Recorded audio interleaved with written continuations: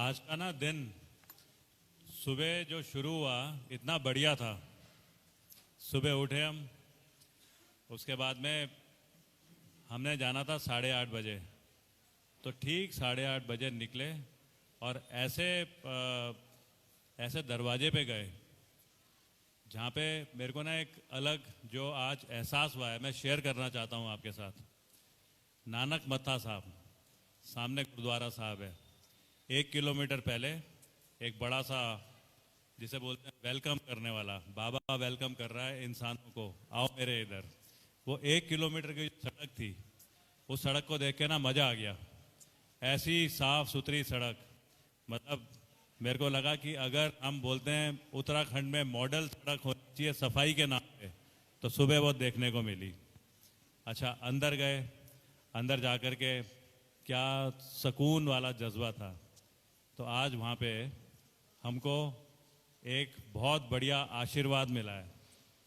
जैसे होती है कार सेवा, कार सेवा होती है शुरू सबसे पहले सफाई को देख करके। और सफाई का मतलब कि सफाई खाली इलाके की सफाई नहीं, दिमाग की सफाई भी होनी चाहिए। और वो सफाई के लिए आज बाबा के दरबार से मेरे को एक बहुत बढ़िया हथियार मिला है, झाड़ू। अभी मैं शेयर करूंगा आपके साथ, मेरी गाड़ी में पड़ा है वो झाड़ू।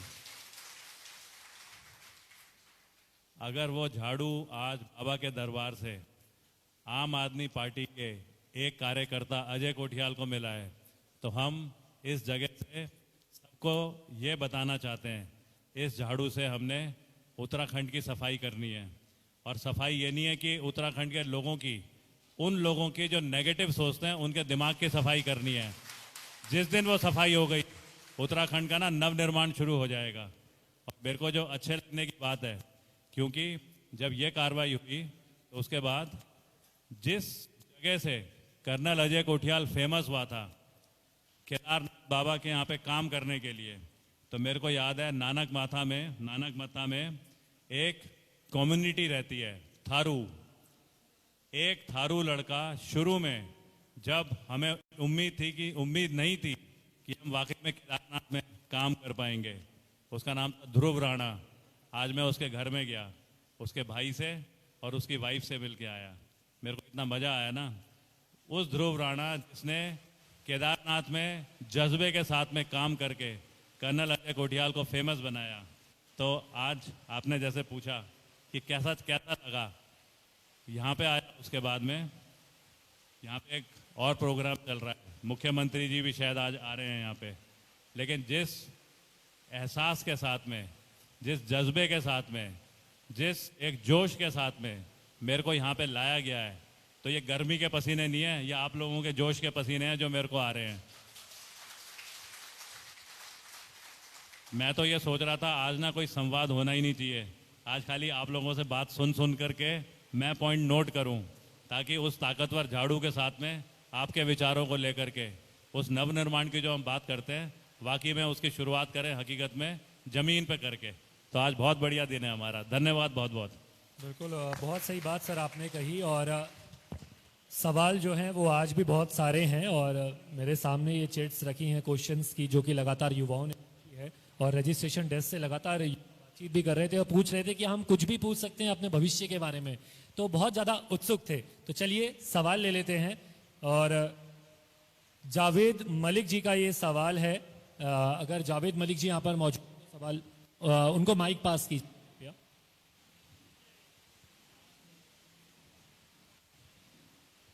नमस्कार सर, मेरा सवाल है कि उत्तराखंड में जो बेरोजगारी की समस्या है वो चरम पर है। ये सरकारें आती हैं जाती हैं, सरकारें बदलती रहती हैं, लेकिन हम बेरोजगार वैसे ही बने हुए हैं। तो इसमें मैं आपकी राय जानना चाहता हूं कि अगर उत्तराखंड में आम आदमी पार्टी सरकार बनाती है तो युवाओं के लिए क्या संभावनाएं होंगी। बहुत अच्छा सवाल है इनका। देखो जावेद, मैं भी ना 20 साल की उम्र में फौज में चला गया था।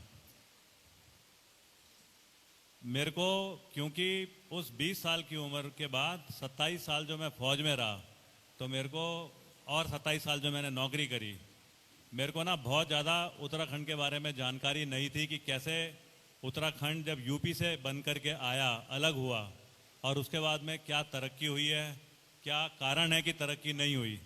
लेकिन पिछले 8 साल में जो मैं उत्तरकाशी, वहाँ पे नेहरू पर्वतारोहण संस्था, उधर प्रधानाचार्य आया और मेरे को मौके मिले बहुत जगहों पे काम करने के, विपरीत परिस्थितियों में काम करने के। चाहे वो केदारनाथ था, वहाँ पे पुनर्निर्माण, चाहे कहीं कुमाऊं और गढ़वाल के बीच में नंदा देवी राजजात यात्रा थी, या हम फौज में भर्ती कराने के लिए कैंप चला रहे थे यूथ फाउंडेशन के नाम से। उसमें मेरे को बहुत युवाओं से, लोगों से इंटरेक्शन हुआ मेरा। मैं बताऊं, मैं ना एक इंजीनियर नहीं हूं, मैं उदाहरण देने की कोशिश कर रहा हूं, मैं इंजीनियर नहीं हूं, लेकिन कहते हैं कि सबसे बड़ा जो पहाड़ों में विपरीत परिस्थितियों, दैवीय आपदा के आने के बाद में जो काम करा है, वो एक टीम है जिसका मैं सीनियर था, टीम अजय कोठियाल। भोले के फौजी का नाम पड़ा उस टीम का। उस टीम पे पता है कौन लोग थे काम करने वाले? जिन्होंने आईटीआई कर रखी थी, जिन्होंने पॉलिटेक्निक से जेई अपना ये जो टेक्निकल कोई इंजीनियरिंग के काम सीख रखे थे, उनको कहीं नौकरी रोजगार नहीं मिल रहा था। लेकिन मैंने देखा बगैर एक्सपीरियंस के, अपनी जानकारी जो पढ़ाई उन्होंने करी थी और जो घर का उनका जो एक्सपीरियंस होता है काम करने का, उस एक्सपीरियंस ने मेरे अंदर एक इंजीनियर पैदा करा। और एक इन्फेंट्री वाला, पैदल चलने वाला जो फौजी होता है, जो गोलियां चलाना जिसको सिखाया जाता है, इंजीनियरिंग नहीं सिखाई जाती, उसको ना इन युवाओं ने इतना बढ़िया एक मॉडल बना के दिया, जिसे आज बोलते हैं केदारनाथ पुनर्निर्माण कामयाब मॉडल। तो मैं यही देखता हूँ, इतने लोग टूरिज्म सेक्टर में जाते हैं फौज अपने उत्तराखंड में, क्योंकि हिमालय है, क्योंकि यहाँ पे बुग्याल हैं, यहाँ पे पहाड़ हैं, यहाँ पे नदियाँ हैं, यहाँ पे बड़े बड़े झील सरोवर हैं, ये सब टूरिज्म को इनकरेज करते हैं। लेकिन उसके साथ में इतने सारे युवा जो हैं जिन्होंने कहीं ना कहीं हुनर पाया है, यही अपना कोई टेक्निकल कोर्स करके, उन्हें क्यों रोजगार नहीं मिल रहा है, जबकि इतनी सड़कें यहाँ पे बन रही हैं, इतना कंस्ट्रक्शन यहाँ पे हो रहा है और सरकार करवा रही है।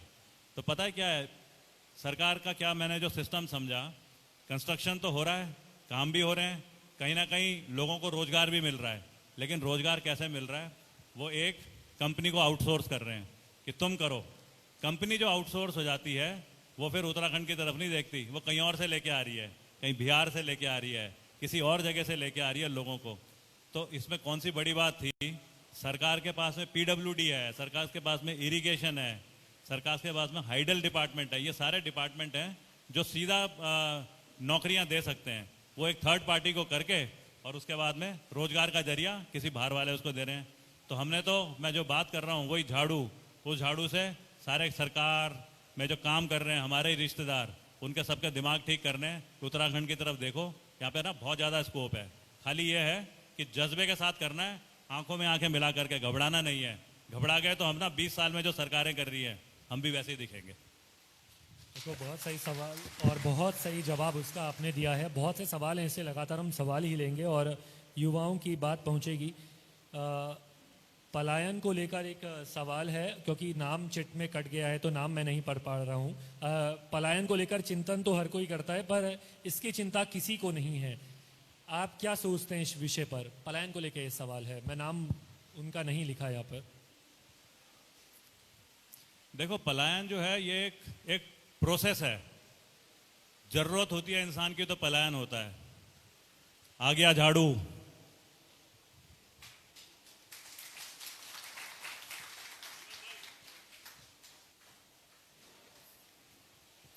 ये वो हथियार है जो आज नानक माथा गुरुद्वारे में बाबा ने मेरे को दिया है। इस हथियार से हम सब ने उन लोगों की सोच को ठीक करना है जिन्होंने 20 साल में उत्तराखंड को तरक्की की तरफ जो दिशा थी उससे दूसरी दिशा में लेके गए हैं। यही रहेगा। हाँ, ये तो पलायन वाला सवाल। पलायन जो है ना, पलायन हमेशा अगर अच्छाई के लिए है तो होना चाहिए। अगर इंसान की तरक्की हो रही है तो क्यों पलायन को रोका जाए? लेकिन अगर मजबूरी की वजह से पलायन हो रहा है तो कहीं ना कहीं हमारे सिस्टम में कोई गड़बड़ी हो गई है। हमारी जो सरकार है उसके सोचने के, काम करने के तरीके में कुछ त्रुटियां आनी शुरू हो गई हैं। पलायन का कारण क्या होता है जो मैं देखता हूँ पहाड़ों में, प्लेन्स में, उत्तराखंड में, कि यहाँ पे कहीं रोजगार जो अभी जावेद ने बोला, जिसकी की बहुत सारी यहाँ अपॉर्चुनिटी हैं लेकिन फिर भी नहीं मिलता है, तो आदमी क्या करेगा, यहाँ से कहीं पलायन करके कहीं और जाएगा। पलायन की ज़रूरत कहाँ पड़ेगी? हमारे यहाँ पे लोगों को बीमारी होती है, अगर इलाज ठीक से नहीं हो पा रहा है तो आदमी को जाना पड़ता है। पढ़ाई हो गई, अगर वो पढ़ाई हमारी अच्छी शिक्षा नहीं मिल पा रही है तो इंसान यहाँ से किसी और जगह जाएगा जहाँ पे अच्छा है। और ये सब वो बेसिक चीज़ें हैं जो आम आदमी पार्टी ने दिल्ली जैसी जगह में कामयाब मॉडल बनाए हैं। हेल्थ और एजुकेशन, बीमारी और पढ़ाई, इसका उन्होंने इतना बढ़िया तरीका वहाँ पे साबित करके दिखाया है, जिसको समझाने के लिए हम अभी कुछ दिनों के बाद में हर जगह से, हर विधानसभा से कुछ टीचर, समझदार लोग, कुछ युवा, इनको भेज करके और दिल्ली में दिखाएंगे कि वाकई में ना स्कूल कैसे बहुत अच्छे चल रहे हैं। कैसे वहाँ पे पहले टिन का शेड होता था जिसमें मोहल्ला क्लिनिक चलती थी, आज वहाँ पे ना बड़ी बड़ी बिल्डिंगें बन रखी हैं और उसमें बहुत ही बढ़िया हॉस्पिटल है जो कि निशुल्क इलाज करवा रहे हैं। निशुल्क इलाज मतलब अगर किसी का किडनी फेल होता है तो डायलिसिस में इतना खर्चा आता है कि इंसान ना कहता है दुखी होकर के भी, चलो मैं माफ़ी मांगता हूँ भगवान, लेकिन मेरे बच्चे को उठा ले क्योंकि मेरे पास पैसा ही नहीं है। वहाँ पे ये सब इलाज मुफ्त में जो सरकार की जिम्मेवारी है उस कारण की वजह से होते हैं। तो ये पलायन जो है, पलायन को रोकने का तो हम मॉडल लेके आ ही रहे हैं इस झाड़ू के साथ में। बिल्कुल, बहुत सही जवाब आपने दिया। ये जो पर्ची है, ये नासिर जी ने सवाल पूछा है आपसे। नासिर जी यहाँ पर मौजूद हैं तो माइक पास कराएं उनको प्लीज। आगे हैं, इधर फ्रंट रूम।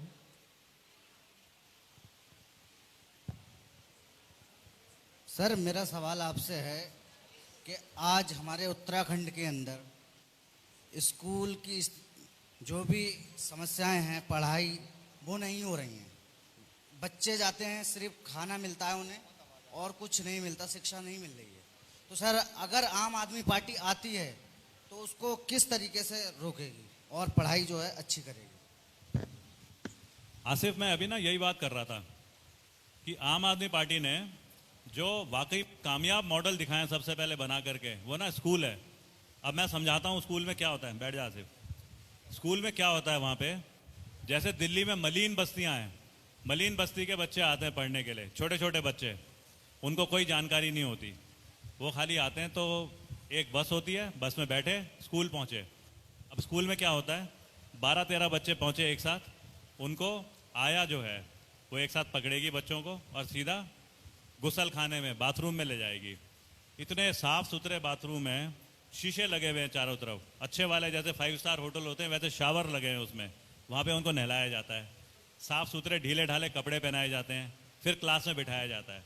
क्लास में जो फर्नीचर है, टेबल, डेस्क, आजकल बोलते हैं डिजिटाइज, नए ज़माने का फर्नीचर, उसमें बच्चे को ना बैठ के खुद ही पहले तो मज़ा आता है, फिर वो सोचता है कि इतना बढ़िया अगर मेरे को माहौल मिल रहा है, तो जब टीचर पढ़ाने की कोशिश करता है तो बच्चा ना सीखने की कोशिश करता है। अब ये 8 साल 10 साल का बच्चा जब धीरे धीरे तीसरी क्लास से लेके और 12वीं क्लास तक ऐसे माहौल में पढ़ता है तो उसके ना जो दिमाग होता है, कैरेक्टर बिल्डिंग एक अलग हो जाती है। उस बच्चे को, जैसे बोला यहाँ पे अभी आसिफ ने कि यहाँ पे खाली खाना बस, वहाँ पे उस बच्चे को खाना भी बिठाया जाता है और अपने अपने धर्म के हिसाब से एक भोजन मंत्र को बोलो, उसके बाद खाने का तरीका जो है वो भी इसी से खिलाया जाता है। ज़्यादा मत लो नहीं तो खाना वेस्ट होगा, थोड़ा लो दोबारा मांगो, थोड़ा लो दोबारा मांगो। फिर वहाँ पे खेलने कूदने की जो सुविधाएं हैं उसमें खर्चा करा है सरकार ने। अब उससे क्या होता है, मान लो 8 बजे से लेके और 1 या 1:30 बजे तक स्कूल चलता है, बच्चा उसके बाद ना घर नहीं भागता, वो कहता मैं स्कूल में ही रहना चाहता हूँ, क्योंकि वहाँ इतना बढ़िया खेलने के जो सुविधाएं हैं वो उस खेल कूद में ही पड़ जाता है। वहाँ पे स्विमिंग पूल है बच्चों को सिखाने के लिए, हर उसमें ये जो स्कूल है गवर्नमेंट के, यहाँ पे हो सकता है कि प्लेन्स में जब ऐसे स्कूल बनाए जाएं तो उसमें स्विमिंग पूल हो, पहाड़ में हो सकता है स्विमिंग पूल ना हो, लेकिन इस तरीके की सुविधाएं जब मिलती हैं तो बच्चे को ना मज़ा आता है कि मैं इतवार, आज संडे क्यों आ गया, या आज बारिश क्यों हो रही है, मैं स्कूल क्यों नहीं जा पा रहा हूँ, उसको वो वाला मज़ा आता है।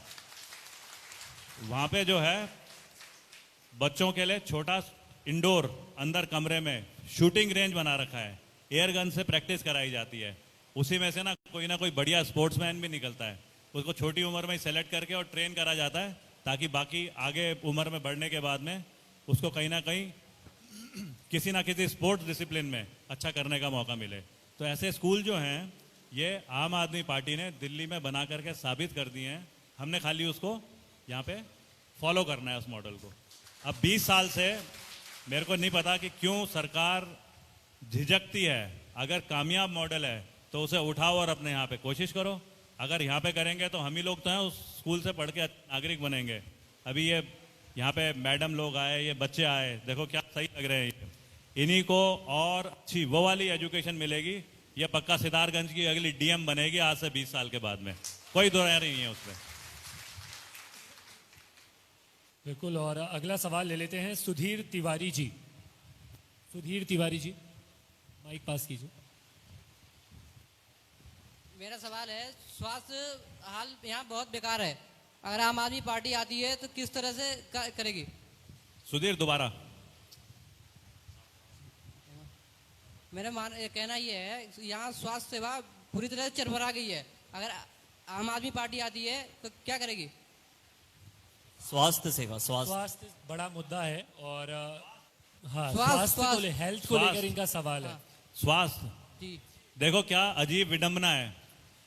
उत्तराखंड में सबसे बड़ा हिमालय है, यहाँ की हवा, यहाँ का जो रहन सहन है साफ सुथरा है। यहाँ पे इंसान को ना वैसे बीमार नहीं होना चाहिए, पर जो छोटी मोटी बीमारियाँ होती हैं उसमें भी उसको प्रॉब्लम हो रही है।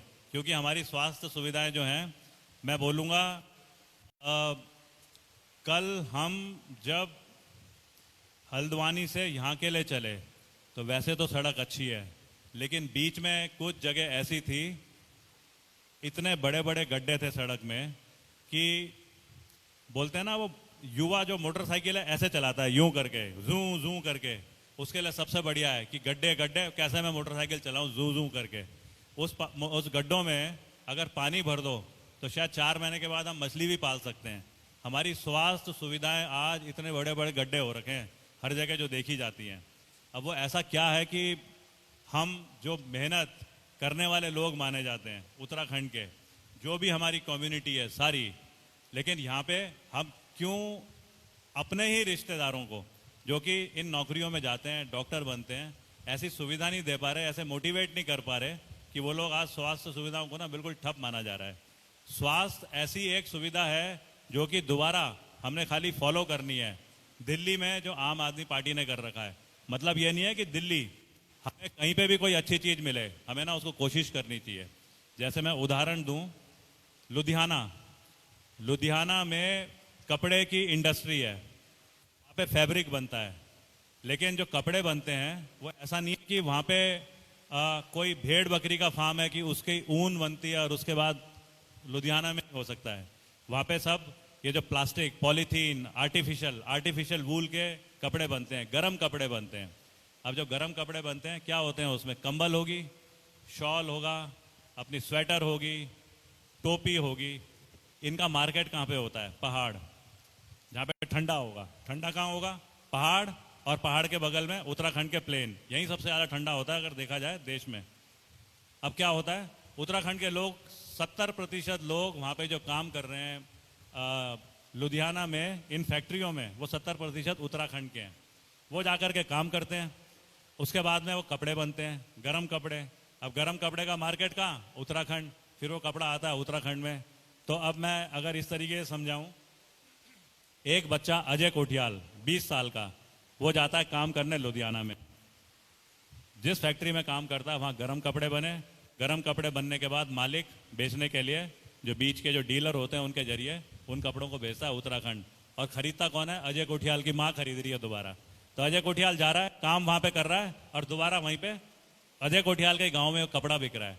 ये कौन सी चीज़ है जो हमें कोशिश नहीं करनी चाहिए? कामयाब मॉडल है, जैसे दिल्ली में हेल्थ और एजुकेशन का है, ऐसी शायद इसको हमें लेके आना है। मतलब हम जो जिस जगह कामयाब हो रखी हैं चीज़ें, उनको क्यों ना ट्राई करें। उसके बाद अगर थोड़ी मेहनत और करेंगे, वो हमेशा ही बहुत अच्छा और कामयाब चीज़ बनेगी। बिल्कुल, बहुत सही। और तालियां जो हैं वो जोश के साथ बजाइए आप, और क्योंकि कर्नल अजय कोठियाल जी आपके साथ हैं। और अगला सवाल भी हम ले लेते हैं इन्हीं तालियों के बीच। कमल कश्यप जी, कमल कश्यप जी हमारे बीच में मौजूद हैं जी, माइक पास कीजिए इनको। नमस्कार सर, मेरा नाम कमल कश्यप है। यहाँ खेल कूद के लिए बहुत दिक्कतें होती हैं। यहाँ खेल के मैदान हमारे युवा लड़के हैं जो खेल के लिए बहुत दिक्कतें आती हैं यहाँ पे। थोड़ा सा इसको दूर रख के बोलना। वो खेल कूद को लेके सवाल कर रहे हैं कि जो स्कोप है, जो इन्होंने सवाल लिखा था उसमें ये भी है, इन्होंने मेंशन किया है कि युवाओं के लिए खेल के क्षेत्र में बहुत सी संभावनाएं हैं, पर प्रदेश में इसको लेकर कोई भी सरकार गंभीर नहीं हो रही। तो इस पर अगर आपकी सरकार आएगी तो क्या कदम उठाएगी? इनका नाम है पूरा कमल कश्यप। कमल जी सर। माइक उधर दे और इधर आ सामने। सवाल जायज भी है, ओलंपिक के बीच में टोक्यो ओलंपिक भी चल रहा है और ऐसे में युवाओं की मांग भी है। कमल कितनी उम्र है? माइक दे दीजिए प्लीज। कितनी उम्र है? कमल इस साइड आएगा और सब देखेंगे। कितनी उम्र है कमल? माइक में बोलिए। 26। 26 सर। आज कमल की उम्र 26 साल है। हम सब कमल को देख रहे हैं। मान लो 17 साल का एक लड़का कमल कश्यप या 16 साल का एक लड़का कमल कश्यप। अब से देखो इसका जो बॉडी का ढांचा है, इसका जो स्ट्रक्चर है, अगर इस वाले स्ट्रक्चर के लड़के ऐसे स्ट्रक्चर वाले को हम 16 साल में अगर आइडेंटिफाई कर लेते तो क्यों नहीं है कि ये बढ़िया स्पोर्ट्समैन बनता। कौन सा गेम खेला है छोटे में? मैंने क्रिकेट खेला है सर। क्रिकेट। जी। मतलब क्रिकेट जो मैं कमल को इसका जवाब और आप सबके साथ शेयर करता हूं इस तरीके से कि उत्तराखंड से इंडियन आर्मी में सबसे ज़्यादा लोग जाते हैं भर्ती होने के लिए। Garhwal rifle, Kumaon regiment, Sikh regiment, engineers, Bengal sapper, इन सब में और ऐसी कई। ऐसा क्या कारण है कि उत्तराखंड से कोई भी लड़का किसी बड़े लेवल पे स्पोर्ट्स में हिस्सा नहीं लेता है देश में? और इसी उत्तराखंड के जो लड़के जो फौज में जाते हैं और फौज में ट्रेनिंग के बाद में वो ना ओलंपिक में पार्टिसिपेट करने जाते हैं, उनको आज की तारीख में, पहले होता था गढ़वाली कुमाऊनी बॉक्सर, आज जो है ना बॉक्सिंग में खाल से ज़्यादा अच्छा करते हैं, क्योंकि उनको एक अलग तरीके से सिखाने की तरतीब शुरू से कराई जा रही है। जो क्रॉस कंट्री दौड़ने वाले हैं, बंगाली दौड़ते हैं बड़ा अच्छा। मैं ये बोलना चाह रहा हूँ कि यहाँ पे तो हर एक के अंदर एक हुनर था बचपन से, हमारी मतलब उत्तराखंड की ज़मीन पे, लेकिन यहाँ के लोग फौज में नहीं जा रहे, वो अपना स्पोर्ट्स में नहीं आ पा रहे हैं। और यही लड़के किसी और जगह जा कर के रेलवेज में नौकरी करते हैं, वहाँ से चले जाते हैं। उत्तराखंड की तरफ से क्यों नहीं जा पाते? क्योंकि यहाँ पे बहुत बड़ा एक स्पोर्ट्स कॉलेज है देहरादून में। स्पोर्ट्स कॉलेज एक मतलब एक राज्य के लिए बड़ी महत्व की बात है, लेकिन उस स्पोर्ट्स कॉलेज में जाके देखो तो वहाँ पे ना खेल का इवेंट नहीं होता है। वहाँ पे होता है किसी नेता की कोई भाषण की वो, वहाँ पे वो खल्ली जो एक वो पहलवान की इवेंट वो दिखाए जाते हैं वहाँ पे। अब अगर वो चीज़ें होती हैं तो हम स्पोर्ट्स में कैसे जाएंगे? और स्पोर्ट्स में आज उत्तराखंड के जो पार्टिसिपेशन है फौज की तरफ से, जिसको देख करके फौज ने एक अलग फौज में विंग बना दिया है, उसे बोलते हैं मिशन ओलंपिक विंग, जिसमें फौज तैयारी कराती है स्पोर्ट्स में अच्छा हिस्सा पार्टिसिपेट करने के लिए। उसमें फुटबॉल, क्रॉस कंट्री, बॉक्सिंग, आजकल एक चल रहा है वो क्या बोलते हैं उसको, फेंसिंग, एक छोटी सी तलवार, क्योंकि बॉडी की ना लचक बहुत ज़्यादा है, वो फेंसिंग वाले स्पोर्ट्स में जा रहे हैं। लड़कियां जा रही हैं अपना जिम्नास्टिक में। तो अगर ये वाली चीज़ें यही लोग फौज में जाने के बाद में कर सकते हैं, तो अगर यही स्पोर्ट्स कॉलेज हमारा अच्छा होता, हमारे यहाँ पे खेलने की सुविधाएं होती, तो हम लोग ना यहीं से निकलते कमल। पक्का ये होना था। जी सर। बिल्कुल। और सर ओलंपिक को लेकर जो जिक्र आपने भी किया वो भी एक कहीं ना कहीं कहें तो अन्य राज्यों का जो है इसमें बहुत ज़्यादा खेल के प्रति ध्यान ज़्यादा रहा है और उत्तराखंड इसमें कहीं ना कहीं पीछे रहा। इसलिए युवाओं का सवाल ओलंपिक के वक्त में आना लाजमी भी हो जाता है, जब बड़े इवेंट इंटरनेशनल इवेंट होते हैं और उसमें प्रतिनिधित्व जो है वो शून्य हो जाता है। तो बेसिक ग्रास रूट पे काम करने की ज़रूरत है, आपको लगता है इस पर? आवाज़ नहीं आ पा रही आप। कृपया ऑडियो का बेस कम कीजिएगा प्लीज़।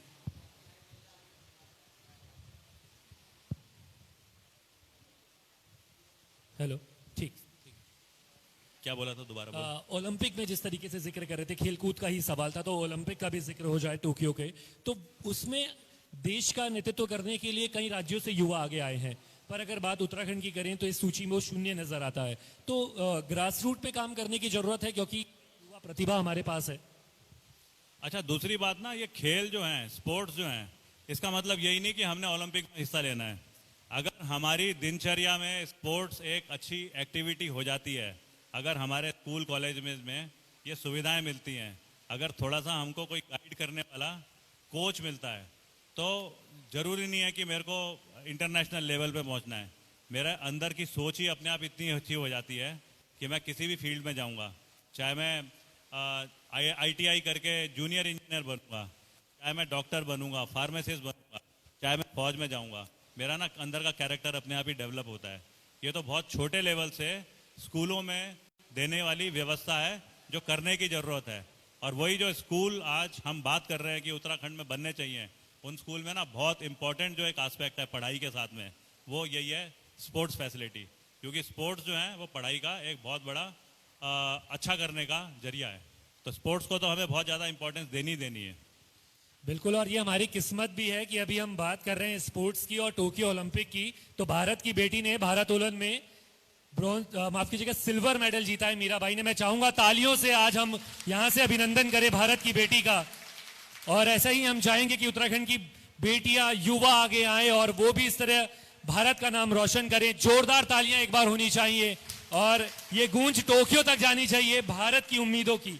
चलिए अब, और इसी में ना हम ये भी प्रण लेना चाहिए हमें कि आज से 5 साल के बाद में वही भारत की बेटी 4 साल के बाद में जो अगला ओलंपिक होगा उसमें उत्तराखंड का भी हिस्सा होना चाहिए।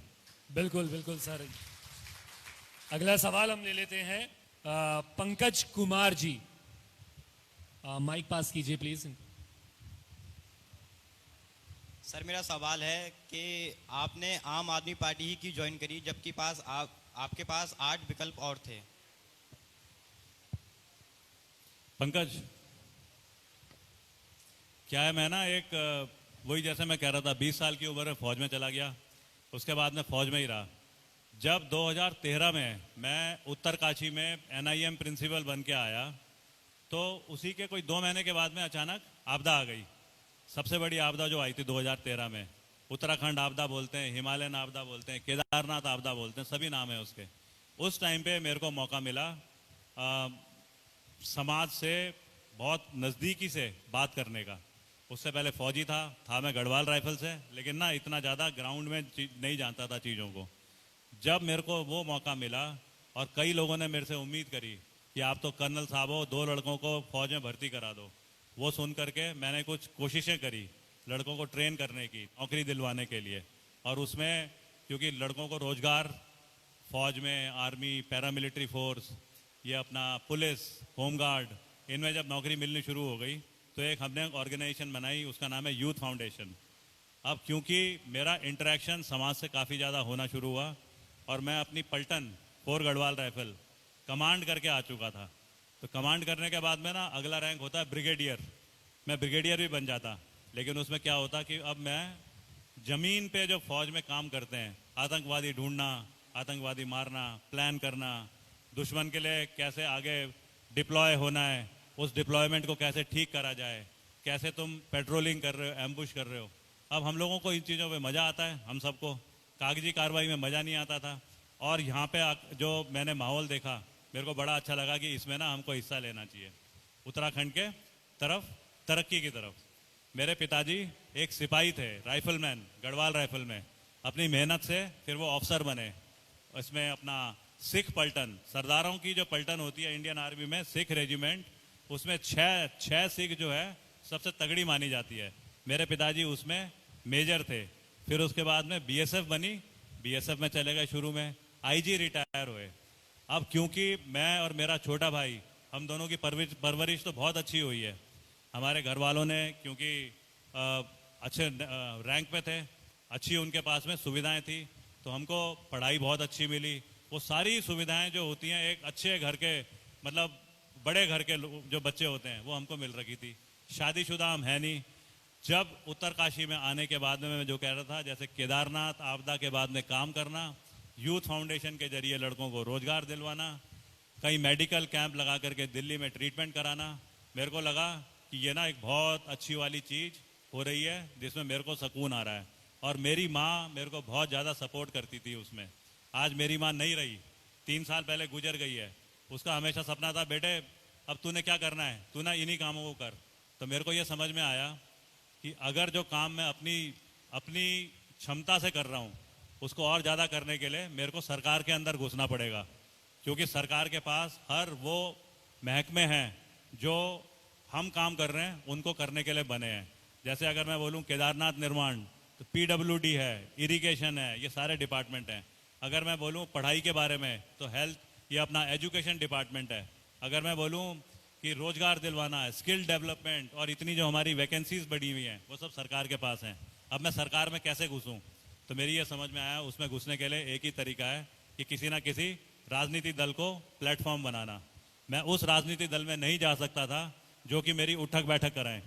उठक बैठक मतलब अगर शरीर की एक्सरसाइज करने के लिए सुबह हम दौड़ें, उसके बाद उठक बैठक करें तो वो बहुत अच्छी चीज़ है, लेकिन दूसरे के विचार को अपने पे जबरदस्ती अमल करने के लिए हमें उसके सामने उठक बैठक करनी पड़े, वो मेरे बस की नहीं थी।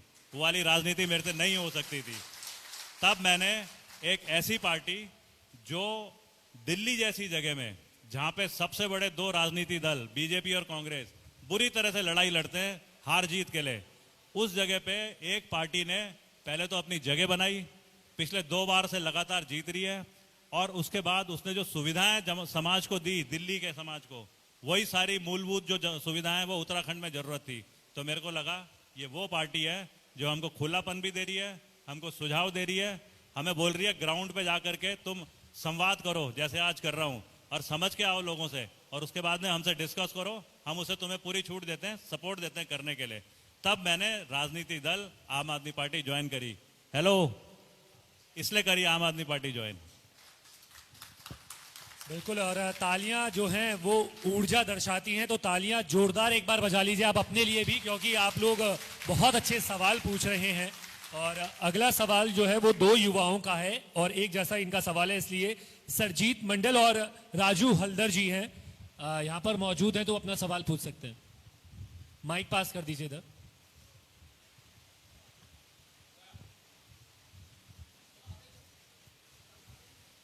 हेलो,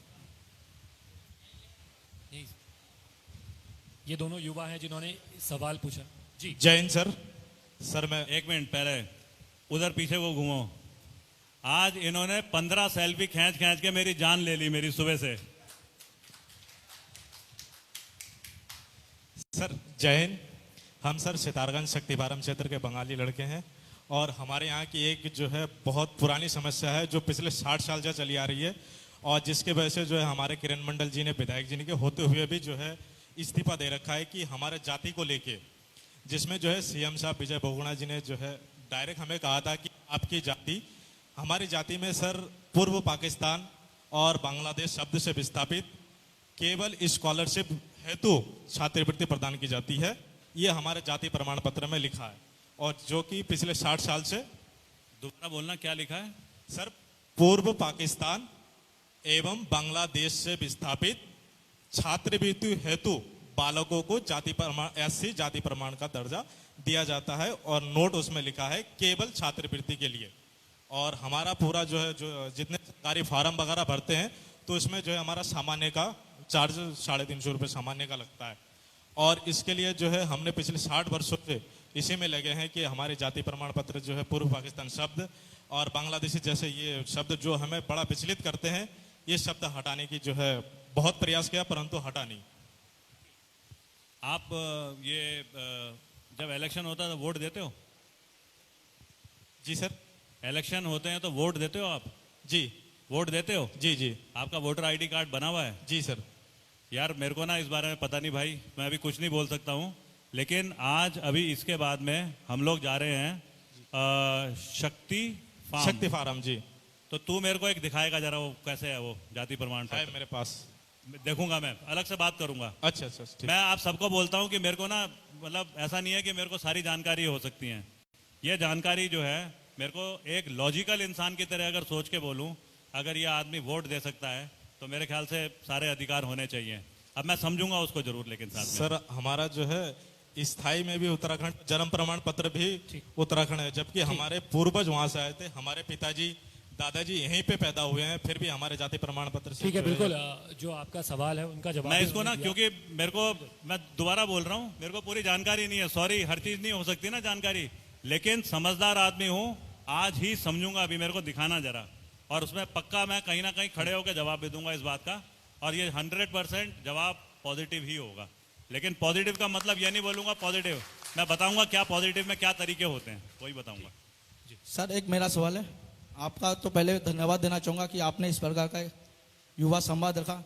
सर हम तारगंज यहीं के लोकल के हैं, और हम जितने भी युवा आए हैं पीछे सभी अपने अपने काम करते हैं, लेकिन दुख इस बात का सर कि हमारे इस अड़सठ विधानसभा में एक ही पॉलिटेक्निक कॉलेज है, वो भी सिटकुल में है। उसके बावजूद भी हमारे जितने भी भाई हैं वहाँ पढ़ते हैं, पर उनकी काउंसलिंग नहीं होती है। सर यहाँ जो एक प्रथा चलती है ठेकेदारी प्रथा, जिस कारण आधे से ज़्यादा की तो ठेकेदारी कमीशन खा जाते हैं। सर अगर आपकी सरकार आई तो सर इसमें कितना सुधार होगा? यार ये तो गलत काम है, गलत काम है ये तो, गलत काम तो हमने ठीक करना है। ये लेके घूम रहा हूँ बाबा से लेकर के, इसीलिए तो आ रखा हूँ। मेरी तो कोई इच्छा है नहीं, ना मेरे को कोई खरीद सकता है, मेरे को कोई दबा नहीं सकता। विचार के साथ मैं चलूंगा और उन चीज़ों पे तुम्हारे साथ में आगे बढ़ कर करेंगे चीज़ को 100%। बिल्कुल। और अगला नाम ले लेते हैं पुष्पेंद्र कुमार। माइक पास कर दीजिए प्लीज इनको। सर नमस्कार। टूरिज्म से जुड़ा हूँ कि उत्तराखंड टूरिज्म के मामले में आई थिंक 0 नंबर पे है, 0। और मैं दिल्ली में था, काफ़ी अच्छा था, खुशी था, बट जब से 2.5 साल से यहाँ पर देख रहा हूँ टूरिज्म के मामले में 0 है, कोई टूरिज्म अच्छा नहीं है। इट मीन्स हमारे इंडिया की सिर्फ पूरे वर्ल्ड के जितने विदेश हैं वहाँ सिर्फ 14 कंट्रियों में एडवर्टाइजमेंट होते हैं। 14 समझ सकते हैं आप कितना, कि इंडिया को सिर्फ 14 कंट्री जानती है जहाँ पब्लिकेशन होता है या एक फ्लैक्स लगा हुआ या वो हो रहा है, बाकी कहीं कोई नहीं जानता है। उत्तराखंड उसमें 0। कभी मैं अपने टूरिज्म को इधर खींचने के लिए बहुत कोशिश करी, 14 साल से मेरा वो था कि इसको कहीं खींच के मुझे अपने उत्तराखंड में लाना है। अपने क्लाइंट्स को बताता था, क्योंकि मैं जापानीज गाइड हूँ, जापानीज बोल लेता हूँ, तो उनको मैं मैप में दिखाया कि ये उत्तराखंड छोटा सा हरिद्वार पता है, क्यों पाप धुलते हैं, क्यों? तो सर इस समय वर्ल्ड की कंडीशन तो 0 है, मे भी 5 साल तक तो टूरिज्म 0 है कोरोना की वजह से। तो मैं आप क्या सोच रहे हैं कि आप कैसे इसको प्रमोट करेंगे, क्योंकि टूरिज्म में बहुत स्कोप है। इवन हमारे यहाँ के भेड़ चाल है, बात किसी है टूरिज्म यहाँ पर, लेकिन एक भेड़ चाल ये है कि एक बच्चा अगर मींस इंस्पेक्टर के लिए हो गया सपोज दैट, या किसी के लिए, बुरा मत मानिएगा, तो मैं टीवी में ऐड देखा होगा, लेकिन टूरिज्म का कोई नहीं है। नैनीताल है, पौड़ी है, अल्मोड़ा है। मैं अब यूके SSC की तैयारी भी कर रहा हूँ। मैं आपको रोकूंगा क्योंकि सवाल आपका पूरा भी हो रहा है, टूरिज्म को लेकर आपका सवाल है। मैं समय तो की आप बात क्या करेंगे इस विषय में? इसमें जवाब ले लेते हैं। आधा जवाब तो आपने खुद ही दे दिया मेरे को, मैं करूंगा। मैं तो आप जो बोल रहे हो ना, मैं और सुनना चाहता हूं ताकि मेरे को भी समझ और बढ़ेगी। लेकिन मैं आपसे सबसे एक चीज शेयर करता हूं, फौज में रह करके मेरे को वो मौके मिले जो कि ना आम इंसान को मिलने बहुत मुश्किल होते हैं, और वो एक तो आतंकवादी मारने के और दूसरा टूरिज्म सेक्टर में काम करने के। तो मैं अभी आपको जरूर जवाब दूंगा, आप जरूर सुनेंगे उस बात को। मेरे को मौका मिला है, जो दुनिया का सबसे ऊंचा पहाड़ होता है उसको चढ़ने के लिए एक आदमी को करीब 25 से 30 लाख रुपए खर्च करने पड़ते हैं माउंट एवरेस्ट चढ़ने के लिए। मेरे को 2 बार माउंट एवरेस्ट जाने का मौका मिला है इंडियन आर्मी की तरफ से। मेरे को ऐसे जो पर्वतारोहण के काम हैं, जो टूरिज्म में सबसे ज़्यादा महत्व रखते हैं, उनमें ना सब गहराई से करने के जो मौके वो मेरे को मिले हैं। मैं टीचर रहा हूँ, फौज में टीचर, कौन से स्कूल का, कौन सी पाठशाला का, जहाँ पे फौजी टूरिज्म सिखाया जाता है। फौजी टूरिज्म मतलब होता वहाँ पे भी टूरिज्म है, लेकिन उस टूरिज्म के साथ में आपको एक हथियार पकड़ा दिया जाता है। आप टूरिस्ट होते हो, आप दूसरे गाइड को मारने के लिए, वो गाइड जिसे पाकिस्तानी आतंकवादी बोलते हैं, वो गाइड जिसे चाइनीज इन्फिल्ट्रेटर बोलते हैं, उसे मारने के मौके मिलते हैं। तो मेरे को ना उन टूरिज्म का मौका जब मिला है, तो यहाँ पे टूरिज्म के लिए तो मेरे को इतने ज़्यादा ग्राउंड पे देखे हुए एक्सपीरियंस हैं, उनको खाली अमल करना है। मैं उदाहरण देने की कोशिश करूँगा। क्या है कि अगर हम सुनते हैं हिमालय है, उत्तराखंड में सबसे बड़ा हिमालय है, इस हिमालय में कहीं ना कहीं हर तीसरे चौथे दिन कोई ना कोई आपदा आती रहती है, दैवीय आपदा। कभी बादल फट रहा है, कभी सड़क कट के पता नहीं क्या कारण है लेकिन सड़क टूट जा रही है, कभी क्या हो रहा है, पहाड़ जो है खड़ा पहाड़ है, ऊपर से बुड़ बुड़ बुड़ बुड़ करके धुआं निकल रहा है और पत्थर गिरने शुरू हो जा रहे हैं। अब टूरिज्म, यहाँ पे एक तो है धार्मिक टूरिज्म, रिलीजियस टूरिज्म, ये अपना बद्रीनाथ, केदारनाथ, गंगोत्री, यमुनोत्री, अपना हेमकुंड साहब, पीर कल्याण, ये सब हमारे आज धार्मिक टूरिज्म के स्थल भी हैं, क्योंकि लोग टूरिस्ट आते हैं, धार्मिक टूरिस्ट। फिर दूसरा है यहाँ पे हिमालय में टूरिज्म, ट्रैकिंग, एडवेंचर, ये जो पहाड़ की चिड़िया हैं, पक्षी, जानवर, पेड़ पौधे, इनको देखने लोग आते हैं, बुग्याल, उनको देखने आते हैं। क्योंकि हम हिमालय में जो ये आपदाएं आती रहती हैं इनको तो रोक नहीं सकते, लेकिन हम एक तरीका जरूर बना सकते हैं, मैं बोलूँगा उसे डिजास्टर, आपदा disaster, disaster tourism. Disaster tourism क्या है, हम जब देखते हैं ना यूट्यूब में, तो अगर हम क्लिक करें कि किसी गाड़ी का एक्सीडेंट हो रखा है और वो खाई में गिरी हुई है, तो उसमें सबसे ज़्यादा लाइक आती है, क्योंकि लोग उनको देखने की बहुत ज़्यादा इच्छा रखते हैं जो उनकी ज़िंदगी में हुआ नहीं है लेकिन सुना है उन्होंने। ऐसे ही जो पहाड़ों में आपदा आई है 2013 में या उसके बाद, उनको अगर देखें हम यूट्यूब में, सबसे ज़्यादा लाइक उनमें आती है, इसका मतलब लोग आकर्षित होते हैं उसकी तरफ। अब उसी को अगर हम हकीकत में किसी को दिखा दें तो उस आदमी के लिए तो ना वो बहुत बड़ा टूरिज्म होगा। कोई जगह है, हमें पता है हर साल जब बारिश होती है तो पहाड़ ऊपर से पत्थर गिराता है और वो नीचे आते हैं। हमने क्या करना है, उस पहाड़ के बगल के पहाड़ में जो गांव है वहाँ पे 2 टेंट लगाने हैं।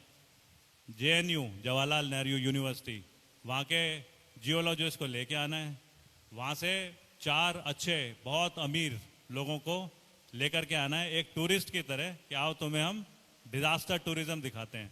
टेंट में उन्हें रखा, अच्छा खाना पीना दिया, एक टॉयलेट की सुविधा कर दी, वो कैमरा लगा के बस खाली उस पहाड़ को देखते रहेंगे 5 या 6 दिन तक कि किस दिन अचानक ऊपर से पत्थर गिरते हुए दिख रहे हैं। 30 सेकंड के लिए उनको पत्थर गिरते हुए दिखेंगे, लेकिन वो 30 सेकंड की जो उन्होंने रिकॉर्डिंग करनी है, जिसके लिए वो 5 दिन से रुके हुए हैं, उसके लिए ना वो 8, 10, 15 लाख रुपए खर्च कर सकते हैं। ये मैंने कोशिश करी है, ये कोशिश करी हमने यमुनोत्री घाटी में, वहाँ पे पत्थर गिरते थे तो हम कोई 10 लोगों के एक ग्रुप को लेके आए, तब मैं NIM में प्रधानाचार्य था। उस ग्रुप को हमने रखा 7 दिन। एक दिन जब पत्थर गिरने शुरू हो गए, वो लोग तो पागल हो गए, कहते हैं हमने हकीकत में आज हिमालय में किस तरीके की आपदाएं आती हैं अपनी आंख से देखा है। ऐसे टूरिज्म के बहुत सारे फैक्टर हमारे पास यहाँ पे उपलब्ध हैं। मैं एक उदाहरण देने की कोशिश कर रहा था कि मैं क्या करूँगा। मैंने ये सब चीज़ें छोटी छोटी कोशिश करी हैं। अब जब सरकार में हम बनेंगे तो उस टाइम पे हम टूरिज्म डिपार्टमेंट, टूरिज्म एक पूरी मिनिस्ट्री है, उसके जरिए इन चीज़ों को करेंगे। बिल्कुल, बहुत सही बात आपने कही सर, और तालियां जो हैं वो बजती रहनी चाहिए क्योंकि सर आज हमारे बीच में हैं और ये जो पड़ाव है इस कार्यक्रम का अंत की ओर है। तो मैं जानना चाहूँगा आपसे, आखिरी सवाल मेरा रहेगा आपसे कि कैसा अनुभव रहा ये बातचीत करके युवाओं से सितारगंज के।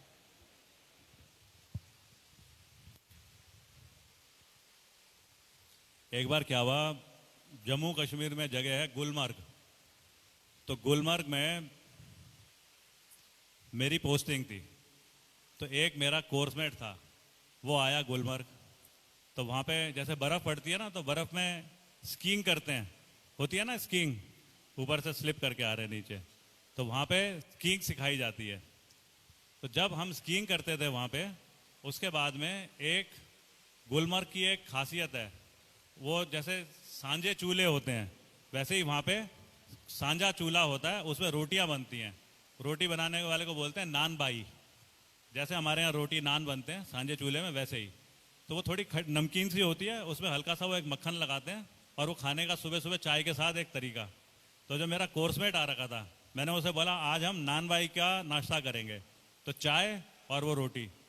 वो रोटी जब खाई तो वो मेरा कोर्समेट बोलता है यार ये तो मज़ा आ गया, मैंने तो मतलब अपनी ज़िंदगी के 15 साल बर्बाद कर दिए कि मैंने इतनी अच्छी चीज़ देखी नहीं।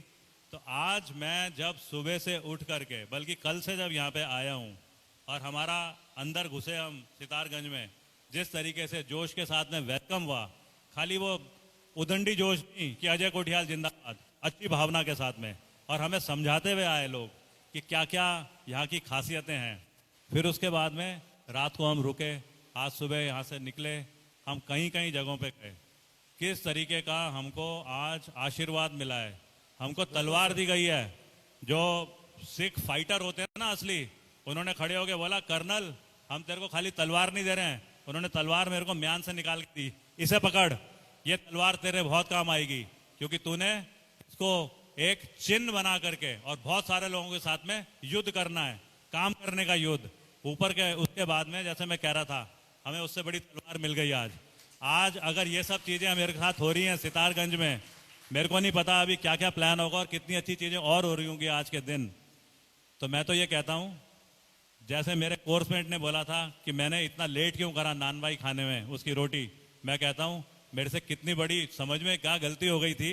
मैं आज आ रहा हूं सितारगंज, मेरे को तो 20 बार आ जाना चाहिए था, 20 चीजें सीख करके जाता है यहाँ से, मैं वो वाला एहसास लेके जा रहा हूँ। बिल्कुल, बहुत बहुत शुक्रिया सर, आप हमारे साथ कार्यक्रम में मौजूद रहे। मैं बहुत बहुत शुक्रिया करना चाहूंगा आपका, आप हमारे बीच में रहे। तालियां बजती रहनी चाहिए। कर्नल अजय कोठियाल जी हमारे बीच में हैं। मैं अजय जायसवाल जी को मंच पर इनवाइट करना चाहूंगा। अजय जायसवाल जी। एक तो क्योंकि ये जो संवाद है, इस संवाद का मैं तो मकसद लेके चल रहा हूँ, कुछ ना कुछ सीख करके जाऊंगा। इसमें मेरे को किसने बोला था वो दिखाया जाएगा, जाति प्रमाण पत्र, जिसमें लिखा हुआ है कि ओरिजिनली पाकिस्तान और बांग्लादेश से आए थे, वो आप दिखवाओगे, वो आप दिखवाएंगे। दूसरा था टूरिज्म में किसी ने जो मेरे से बात करी थी, उसको वाकई में हमने जमीन पे करके दिखाना है, क्योंकि टूरिज्म जो है आज बहुत बड़ा एक रोजगार का जरिया है।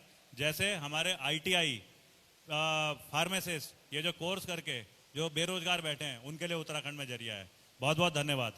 अजय जायसवाल जी, अब अंत में कार्यक्रम में धन्यवाद देना कर्नल अजय कोठियाल जी का। अजय जी। फौज में कहते हैं हथियार को पकड़ने का तरीका, नहीं तरीका, सलामी शस्त्र।